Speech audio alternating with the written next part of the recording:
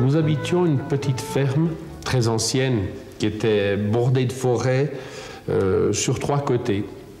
Et c'était un endroit presque idyllique pour nous parce que nous avions une rivière qui n'était pas très importante, mais pour nous, à ce moment d'enfance, on trouvait ça très très grand, ainsi qu'un petit ruisseau qu'on fréquentait très souvent.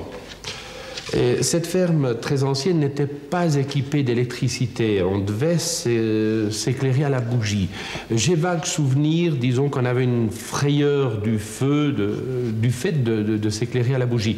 L'éclairage à la bougie, ça supposait toujours le risque le soir d'incendie parce que c'est très dangereux.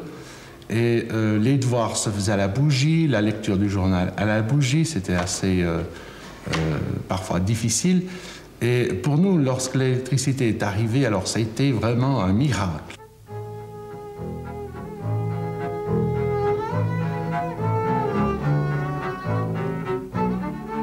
Et je me souviens le premier soir, lorsqu'on avait cette lumière qui était très différente, qui était crue, c'était vraiment la fête pour nous. On n'en revenait pas. Je crois qu'on a laissé allumer très longtemps ce soir-là. On a été au lit certainement très tard. Et disons que la pièce centrale dans notre maison, c'était le fourneau. Et là, je vais peut-être m'adresser à Max, qui connaît bien ça. Oui, on avait encore, c'était encore le fourneau très ancien, le fourneau à molasses.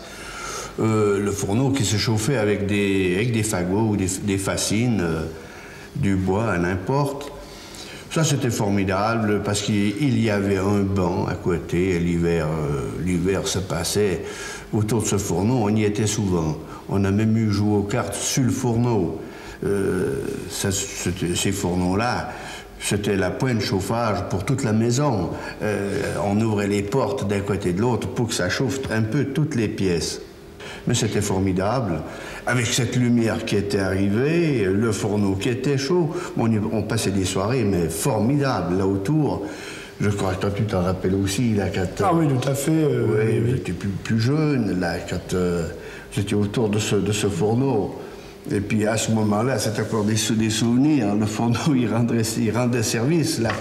Quand vous allez à l'école, à ce moment-là, je crois que les gosses, on avait tous les gosses avaient ce qu'on appelle des poux. Et là-dessus, c'était sur le fourneau à molasses avec un papier fin. C'était la mère surtout qui s'occupait de nous. C'était les bestioles, hein.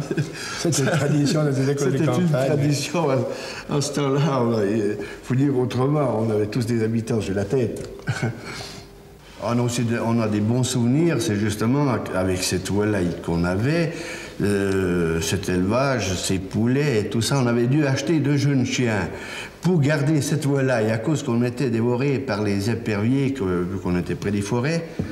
Et ces 2 jeunes chiens, à moins d'alerte, moins de bruit, ils intervenaient.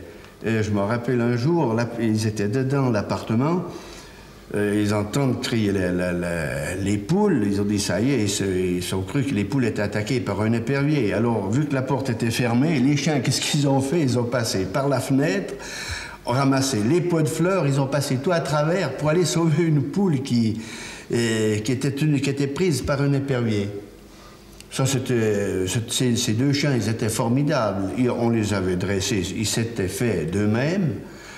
Tu vois à peu près, tu te rappelles les 2, là?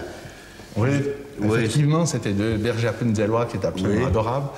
Et ils s'étaient presque, disons, dressés eux-mêmes, c'est-à-dire que dès qu'il y avait des poules qui criaient, alors ils bondissaient dans la direction et ils essayaient toujours d'attraper l'épervier qui était en train de capturer une poule, mais ils y réussissaient très rarement, mais enfin ils sauvaient la poule de la capture.